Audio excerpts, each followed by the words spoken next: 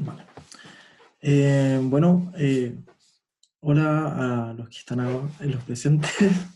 Eh, bueno, voy a partir, ahí me equivoqué. Voy a partir con la ayudantía. Eh, bueno, por lo que me dijo el profe, hasta esta semana, bueno, hasta ayer habían visto lo que era la regresión, o sea, crear modelos a partir de un set de datos de dos variables. Y claro, ahora empezaron a ver sobre, bueno, empezar a terminar esa parte y ver lo del análisis de residuos, que es lo que se viene después. Y bueno, eso en general va a ser como el segundo certamen, que igual de repente donde más se confunden. Si bien la materia nunca va a ser tan compleja, esta es la parte donde a más les puede costar, ¿ya? En la ayudantía de hoy les voy a enseñar diferentes formas de resolver bueno, de crear modelos, porque, bueno, ahora que en las pruebas igual les dejan a usar todas las herramientas posibles, igual es bueno que ustedes vayan viendo cuál se les facilita más y bueno, igual de todas formas tienen que saber usarlas porque las que se usaban antes en el curso, porque en realidad puede que el profe se las pregunte así como desarrollo, como que la vayan haciendo paso a paso. Entonces ahora vamos a ir viendo todas las formas posibles y ahí para que les quede más o menos claro. Eh, bueno, en lo que es la modelación, ya hablamos la ayudantía anterior de que, claro, siempre estamos buscando cuál es la relación de la variable dependiente, que es la x, perdón, la y, con respecto a la variable independiente, que sería la x. Entonces, teníamos esas dos herramientas que habíamos visto la semana pasada, que era la covarianza y la correlación, en donde al final la diferencia, porque claro, en, en el final lo que ambas buscaban era exactamente lo mismo, ver cuál era la relación entre las dos variables, pero la diferencia que tenían una de otra era de que al final la covarianza contaba con las unidades de cada variable, entonces hacía mucho menos visible cuál era la proporcionalidad o la dependencia de una de la otra. En cambio, el coeficiente de correlación era un valor adimensional, entonces al final la proporcionalidad iba a ir de entre -1 hasta 0, o sea, perdón, hasta +1, pasando por el 0. Entonces, eh, sea cual sea las variables de los datos, o sea, del set de datos, eh, siempre iba a ser igual el coeficiente entre esos dos valores, entonces iba a ser mucho más fácil entender si es que era inversamente proporcional, si es que no había relación, o si es que era positiva la proporcionalidad. Eh, y bueno, ahora esta semana vamos a ver justamente cómo modelar ambas variables luego de que ya mediante esas herramientas supimos si es que eran proporcional o no. Y claro, aquí tenemos que, en realidad como ya, una vez que ya definimos que si era proporcional, eso lo vamos a hacer mediante la herramienta esta y lo primero que tenemos que hacer es graficar ambas variables. Entonces con eso vamos a tener una idea de cuál puede ser nuestro modelo. O sea, si es que es, por ejemplo, una recta, claramente podemos hacer la ecuación de la recta, pero si es que vemos que es una curva muy pronunciada, en realidad podemos saber de antemano de que nuestro modelo no va a ser tan acertado, ¿vale? Y es importante tener ojo en esto porque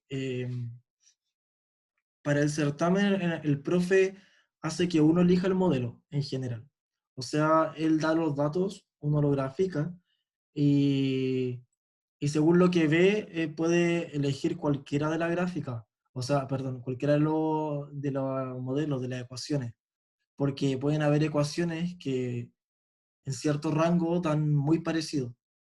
Por ejemplo, la exponencial con la cuadrática. Entre cierto intervalo se comporta de la misma manera. Entonces, según uno como quiera trabajarlo, puede elegir su modelo. Y el profe, claro, va a considerar más allá que el modelo que uno eligió, va a calificar según cómo trabajaron con ese modelo. Porque, por ejemplo, a mí me pasó que cuando yo di el ramo, dibujé mal la gráfica, o sea, no hice muy proporcional los ejes, entonces me quedó que era como una recta, pero en realidad era una curva que iba disminuyendo. Entonces yo al final hice la ecuación de la recta, pero mis compañeros hicieron la otra curva. Y en realidad después yo con todo el análisis que hay que hacer, porque claro, después se viene preparar el modelo, determinar el ajuste, que son los análisis de residuos y los coeficientes, y después validar. Todo eso yo lo hice con mi modelo y estaba bueno. Entonces al final el profe no me bajó nada de puntos por haber hecho un modelo que en realidad no era tan cercano. Pero estos parámetros sí me dieron muy alejados. O sea, el análisis de residuos, todos me daban de que el modelo era malo, de que tenía bajo coeficiente de determinación, etcétera, etcétera. Pero al final estaba todo bien hecho, entonces eso es lo que vale, ¿ya? Así que bueno, eso es con respecto a la segunda parte, que aquí, claro, como les digo, cada uno propone su modelo. Puede ser lineal o no lineal, ¿ya? Que hay que tener ojo igual también con esta parte, porque hay una diferencia entre lo que uno entiende como lineal y no lineal. Porque pasa que uno cuando habla de la ecuación de la recta, dice de que es lineal, porque es lineal respecto a la variable. Y por ejemplo, cuando uno dice la cuadrática, uno en general piensa que es no lineal, porque justamente respecto a la variable x no es no lineal. Pero aquí pasa algo distinto, cambian las cosas un poco, porque esta linealidad y no linealidad es respecto a los parámetros. A los parámetros beta 1 y beta 0 según como ustedes les pongan, o alfa y beta, etc. Entonces, esta linealidad se analiza respecto a esos parámetros y se puede ver con derivadas. A ver, espera, voy a ponerme un poco más cómodo para mostrarle en la pizarra, como dices. Vale, a ver, dejar de compartir un poco. Mm, Ahí, vale. Entonces, la linealidad en los parámetros se tiene que sacar derivando la función. Bueno, no sé si se ve mucho en esa parte. Bueno, ahí sí. Derivando la función con respecto a los parámetros. Beta 0 y luego con respecto a beta 1. Entonces, en esta parte de las derivadas, en esta parte, no tiene que quedar el mismo parámetro que fue derivado. O sea, si es que nosotros, por ejemplo, elegimos justamente,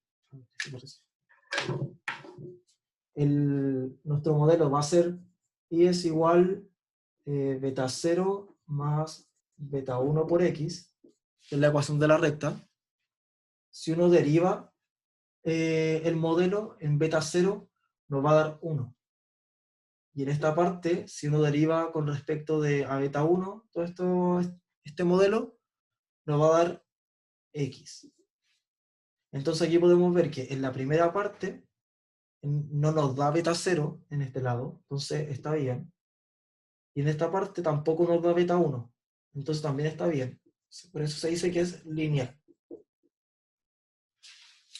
En cambio, si es que nosotros pusiéramos, eh, por ejemplo, beta 0 por la exponencial de beta 1 por x.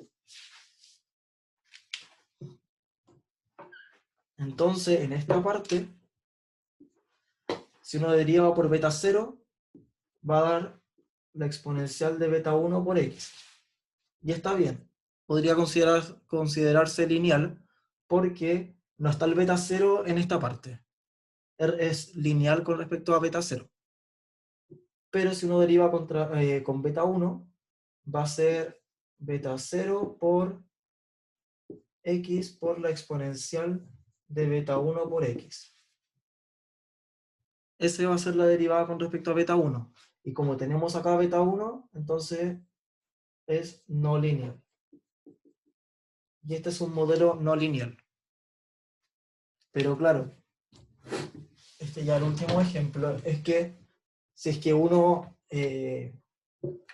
pone la función cuadrática, beta 1 por x cuadrado, que eso respecto a la variable es justamente no lineal. Pero con respecto a los parámetros, en esta parte sería 1 y en esta parte sería x cuadrado.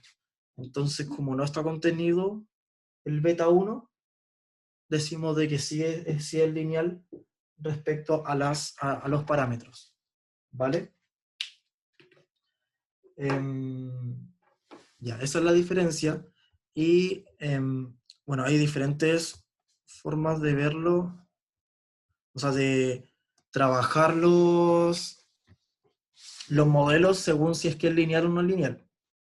En general trabajamos con modelos lineales o algunos de los no lineales los transformamos, los linealizamos.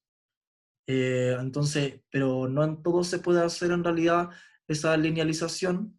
En general se hace como para la exponencial, que uno la transforma en logaritmo, y ahí se puede trabajar de forma lineal, pero si no, hay ciertas herramientas computacionales, así como más en Excel, que, que uno trabaja para obtener los modelos directamente desde el modelo no lineal, ¿vale?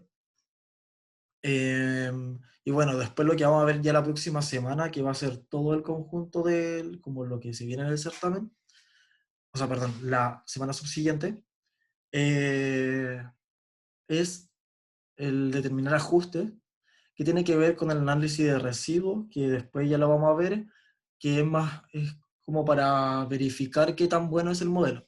Como yo lo decía, lo de mi certamen, que depende del modelo que tú elijas, va a ir viendo si es que se ajusta o no a los datos reales. Y luego está los coeficientes, que ya vimos el primero, que es de correlación, y el de determinación, que es el R cuadrado, que uno siempre ve en Excel cuando grafica y hace la línea de tendencia, y aparece un R cuadrado. Eso significa también qué tan ajustado está tu modelo a los datos que te dieron. Y luego por último está el de validar, que eso se puede hacer con una nova, que también lo vamos a ver antes del certamen. Vale, a ver, respecto a las formas de resolver los modelos lineales para obtener los parámetros, se trabaja en general con el método de los mínimos cuadrados, ¿vale? Que el método de los mínimos cuadrados, eh, bueno, al final lo que intenta hacer es minimizar la diferencia entre el valor de la variable i en los datos que te dan con el modelo. O sea que minimizar el error. Y esto lo hacemos al cuadrado porque una diferencia, claro, el valor de i de nuestro modelo puede estar o más arriba o más abajo que el dato real. Entonces esa diferencia puede ser positiva o negativa, y al sumarlos, si es que lo ponemos solamente así, sin el cuadrado, se nos cancelarían algunos valores. Entonces puede haber que por suerte esa suma nos dé cero, cuando en realidad solamente pasa que los datos están dispersos de forma contraria, y eso hizo que se anulara la suma. Entonces, por eso es que se agrega el cuadrado, como para que al final eh, se haga la misma intención, pero que no se anule, porque todos van a ser positivos. Mediante este método de los mínimos cuadrados, se obtienen, se obtienen estas dos ecuaciones, que es importante recordarlas, que es una de las formas para trabajar la obtención de los parámetros del modelo. Que si se acuerdan la semana pasada yo les dije de que estas eran notaciones para la varianza. Este es la covarianza y este sería la varianza de X. Y por este lado sería, bueno, el promedio de los datos que nos dan de Y, el promedio que nos dan de X y el beta 1 que lo obtuvimos recién. Y por último está otro método que es matricial, que donde en realidad aquí es, bueno, con pura práctica se aprende más o menos esta ecuación, y es bueno, las matrices, en realidad son esta, es la matriz X, y la matriz Y es solamente la matriz de resultados de la variable Y. En la matriz X, eh, cada columna se refiere a la derivada del modelo derivado por cada parámetro. En la primera columna es por beta 0, por beta 1, por beta 2. Entonces, según el modelo que escojamos, vamos a tener diferente esta forma, esta matriz. Y de hecho, hay que tener mucho cuidado porque, a ver, voy a mostrarle de nuevo la cámara porque pasa que si es que uno escoge un modelo tan simple como es el modelo de la recta, la ecuación de la recta, si uno escoge la ecuación de la recta así, entonces primero en la matriz X vamos a tener la derivada en Y de beta 0. Entonces esto nos va a dar 1 en todo por abajo, porque se deriva para cada valor de Y. Y acá entonces vamos a tener derivada con respecto a beta 1, entonces vamos a tener acá x1, x2, x3 y así hacia abajo. Así hacia abajo también. Pero en cambio, con el del mismo modelo, pero si nosotros ponemos beta 0 por x más beta 1, aquí nos cambia, porque esta variable ahora sería la que tendría los x1, x2, x3, aquí solamente 1. Y eso al final nos va a afectar porque nos van a cambiar los resultados finales. O sea, nos van a dar los mismos valores, pero invertidos. Entonces, eso hay que tener ojo, que hay que seguir este orden de cómo vamos a ir derivando. Y según el orden que elijamos acá para derivar, en la matriz final, que va a ser la de los parámetros, seguimos el mismo orden. Beta 0, beta 1 y así para abajo. ¿Vale? Entonces tiene que ser sí o sí con ese orden y hay que tener mucho cuidado, ¿vale? A ver. Y bueno, eso es en general lo que es para hacer modelos lineales, pero bueno, después ya está para ocupar, se puede ocupar Excel, que en realidad el Excel puede ser con Solver, que puede ser más directo desde un modelo lineal y de uno lineal también. Y también está otra herramienta que va a ser la de análisis de datos, que, que también arroja todo. En realidad arroja con intervalos de confianza, que son otras cosas que vamos a ver después. eh, Arroja, bueno, los coeficientes de correlación, de determinación, etc. Y ahí vamos a ver estos 4 métodos hoy día como para que después puedan hacerlos como en realidad como ustedes quieran. Bueno, respecto a la ayudantía, vamos a ver solamente un ejercicio. En realidad vamos a hacer todos los métodos para el mismo ejercicio, para que, bueno, al final se den cuenta que de repente no dan los mismos valores, pero sí dan muy, muy, muy cerca. O sea, como que el error es insignificativo. Insignificante en realidad. Ya. Respecto al ejercicio 1, el enunciado dice, un grupo de estudiantes del Departamento de Ingeniería Química y Ambiental de la UTFSM, en conjunto con trabajadores del Centro de Biotecnología de la misma universidad, evalúan diferentes sustratos para el tratamiento biológico del agua residual de una empresa en particular. Para esto se realizaron experimentos evaluando la velocidad de reacción enzimática con dos sustratos diferentes, obteniéndose, por un lado está el almidón, con una concentración aquí de 0 miligramos por mililitro, y la maltosa de 12,7. Y luego está, bueno, la tabla con los datos, y nos preguntan si usando los resultados obtenidos en la ayudantía, bueno, ahí no, me equivoqué. Eh, Dice, determine a qué tipo de inhibición corresponde el almidón y la maltosa, que usemos el método que sale ahí para determinar cada tipo de inhibición. Dice, ayuda, dibuje los datos como puntos y traza una línea para ver la tendencia de cada sustrato. Este método se refiere a esto que está acá más abajo, que bueno, esto me imagino que o lo están viendo o lo vieron en, en bioquímica, en Funda la Bioquímica, que son con los inhibidores, que existen estos cuatro tipos: la competitiva, no competitiva, acompetitiva y inhibición por sustrato. Entonces nosotros lo que tenemos que hacer es graficar, que si se fijan acá está por uno partido la velocidad y uno partido la concentración de sustrato, y según cómo den las dos curvas, vamos a determinar qué tipo de inhibición hay. ¿Vale? Entonces,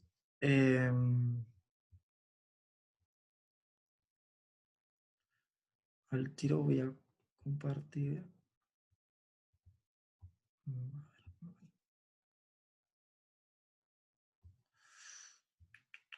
A ver, espera.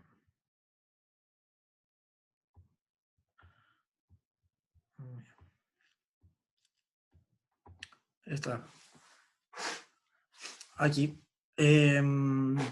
Vale, entonces aquí tenemos los datos de ambos sustratos, y vamos a tener, esta va a ser la ecuación, la de la primera, que no tiene inhibidor, en realidad tiene una concentración de 0, y tenemos que ver cuál va a ser la otra el otro tipo de inhibición. Entonces al final lo que tenemos que hacer primero va a ser justamente lo que yo les decía de graficar, pero por decirlo así, la inversa de cada variable.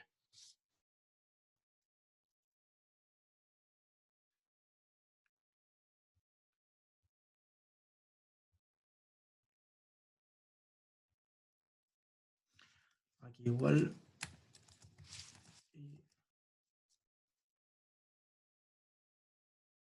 Aquí lo puse al revés, en realidad.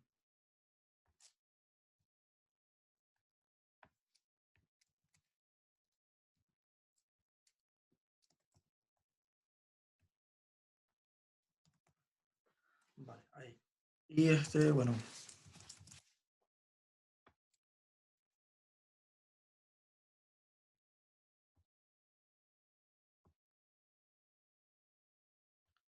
Ahí.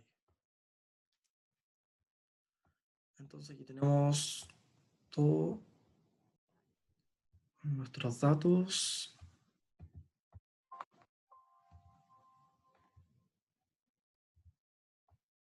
Ahí. Y graficamos. Entonces primero esta. Y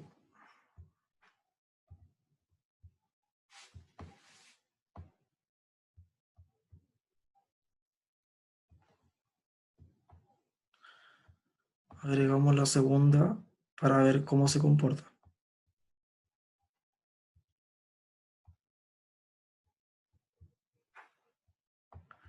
Vale, para ver cómo va a ser exactamente, lo que hacemos es agregar la línea de tendencia. Ahí me equivoqué. Línea de tendencia y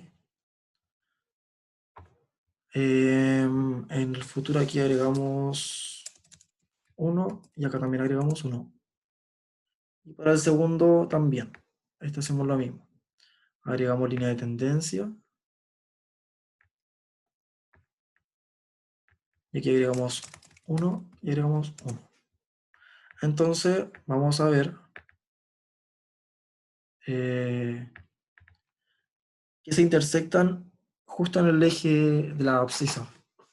Y eso sucede en, a ver, déjenme volver, en esta, en la no competitiva, ¿vale? Entonces aquí nosotros, sabiendo eso, podríamos utilizar la inhibición no competitiva, porque tienen estas cuatro ecuaciones diferentes según el tipo de inhibición, ¿vale? Entonces este va a ser nuestro modelo para la maltosa. Y con esto vamos a tener que averiguar cuáles van a ser nuestros parámetros, que en este caso, bueno, primero en el caso del almidón, va a ser la velocidad máxima y el km.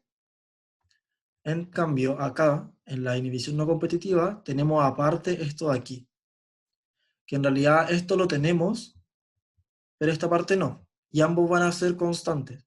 Entonces al final lo que se hace en esta parte es agregar una nueva variable, o sea, perdón, un nuevo parámetro más bien dicho, que va a ser la velocidad máxima aparente, que se va a escribir como la velocidad máxima dividido por todo esto. Y va a ser este nuevo km' en realidad. ¿Vale? Entonces, ahí sí vamos a estar buscando ambos parámetros. Em, a ver, bueno, este va a ser el modelo, lo voy a dejar por acá abajo. Si ustedes se fijan acá, como yo les decía, este sería sin inhibición, porque sería para el primero, que tiene cero concentración del inhibidor. Entonces lo que pasa es que este como tal podría decirse que es un modelo no lineal, porque si nosotros hacemos lo que yo les explicaba antes, de derivar, al menos con la velocidad máxima, si derivamos, sí nos va a dar lineal, pero con km nos va a dar no lineal. Pero pasa que aquí, claro, esto tiene la ventaja, este modelo en particular, de poderse linealizar. Que aquí lo que se hace al final es sacar la función inversa, y ahí queda despejado el parámetro de max, y aquí queda este cociente, que en realidad se puede tratar como un nuevo parámetro, porque va a ser la división entre dos constantes. Entonces, al final, considerando esto como como un nuevo parámetro, y esto como otro junto, entonces nos quedaría así, como beta más alfa por x. En cambio aquí, que este es el segundo modelo que dijimos que era no competitivo, tendríamos esto originalmente, pero como yo les decía, en general se cambia la velocidad máxima aparente por este factor, este cociente que está acá. Entonces nos quedaría exactamente lo mismo, pero eh, con otros valores en realidad aquí. Sería muy parecido, pero se resuelve de la misma manera. Entonces, al final nos queda otro modelo lineal.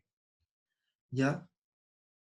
Eh, Sabiendo esto, bueno, ya pudimos escoger cuál va a ser nuestro modelo, o sea, perdón, nuestro tipo de inhibición. Y lo segundo que nos preguntan es determinar los parámetros estadísticos de este a través del método de regresión lineal mínimos cuadrados. Comente. Entonces, este método de los mínimos cuadrados se refiere a ese que se obtenía de las ecuaciones normales, que primero te definían el, que el beta 1, que era el parámetro que estaba multiplicando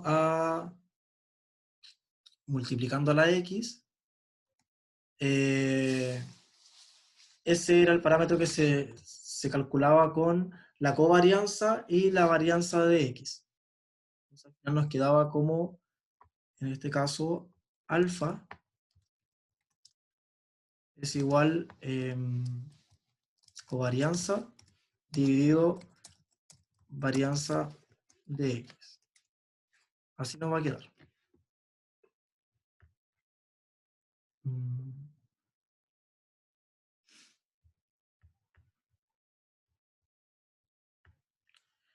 Y beta nos va a quedar como el promedio de i menos el beta, bueno, en este caso alfa, por promedio de x. A eso se refiere con el método de los mínimos cuadrados. Em, vale, entonces, para obtener esto, es importante, primero que todo, que noten que este modelo que tenemos acá, ambos, son lineales porque estamos trabajando con estas variables. O sea, nuestras nuevas variables son uno partido en B y uno partido en la concentración de sustrato. Entonces, esta van a ser nuestra gráfica con la que vamos a determinar esto. No, por ahora no tenemos que pescar esto desde acá porque en realidad nos van a arrojar otro resultado que no es el que esperamos. Entonces, bueno, voy a mover esto un poco.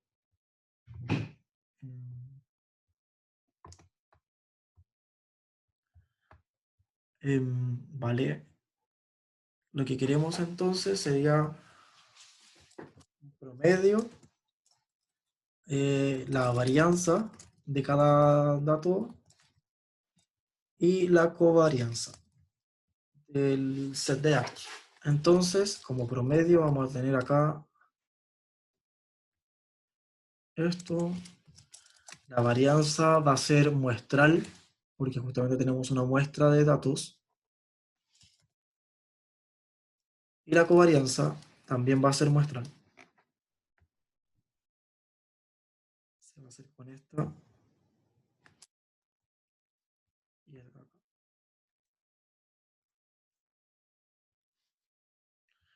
Entonces, esto de acá se tira para allá.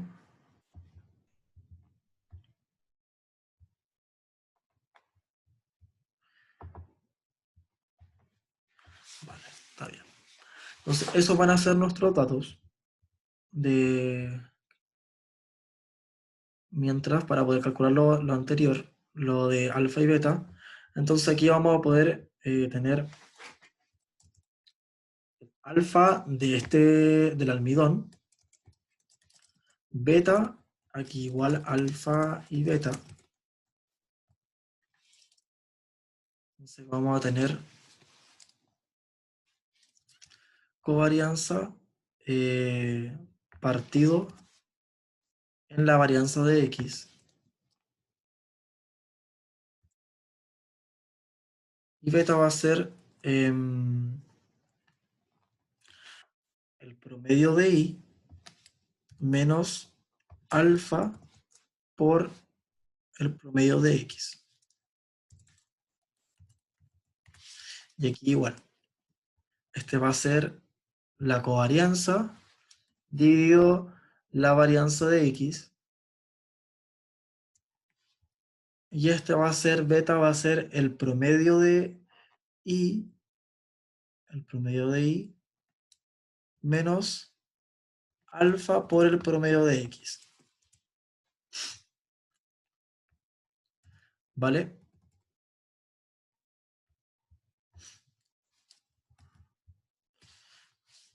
A ver, Entonces, estos van a ser nuestros parámetros mientras los que de nuestro modelo lineal. Entonces no hay que confundirlos con la velocidad máxima y con el km, porque pasa que nosotros transformamos estos alfa y beta para obtener el modelo lineal. Entonces ahora recién vamos a poder obtener acá la velocidad máxima y aquí el km. Por este lado, para el modelo de de la maltosa, vamos a obtener la velocidad máxima aparente y el km. Entonces aquí vamos a tener velocidad máxima, m aparente, y el km. Entonces si tenemos que primero eh, beta es igual a 1 partido la velocidad máxima, vamos a tener que la velocidad máxima va a ser 1 partido en beta. 1 partido en beta. En el segundo modelo pasa exactamente lo mismo, 1 partido en beta. Y luego el km es km partido en velocidad máxima es igual a alfa. Entonces al final nuestro km va a ser velocidad máxima, que lo obtuvimos recién, por el alfa que habíamos obtenido en el modelo. Entonces va a ser v máxima por alfa. Y acá igual. Así nos quedarían nuestros dos modelos. ¿Hay alguna duda de cómo obtener eso?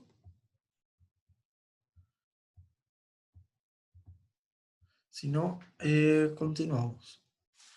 A ver.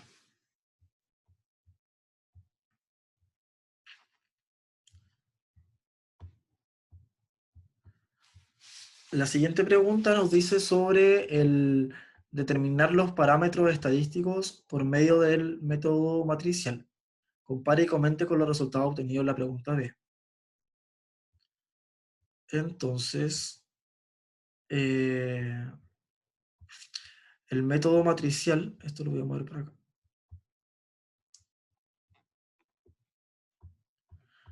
El método matricial, habíamos dicho de que, bueno, la matriz BI se obtiene de X transpuesta, le voy a poner XT por X, esto elevado a la menos 1, y todo eso multiplicado por X transpuesta por Y. Esa es toda la multiplicación de matrices. Entonces aquí vamos haciendo la primera, la del almidón, la voy haciendo paso a paso, y la segunda la voy a hacer de una, así como solamente poniendo los parámetros para que vean, entre comillas, lo fácil que puede ser o lo rápido que puede ser haciéndolo de esta manera igual. Porque bueno, ahí van a ver que lo que se forma acá arriba tampoco es algo tan sencillo. Entonces lo primero que vamos a hacer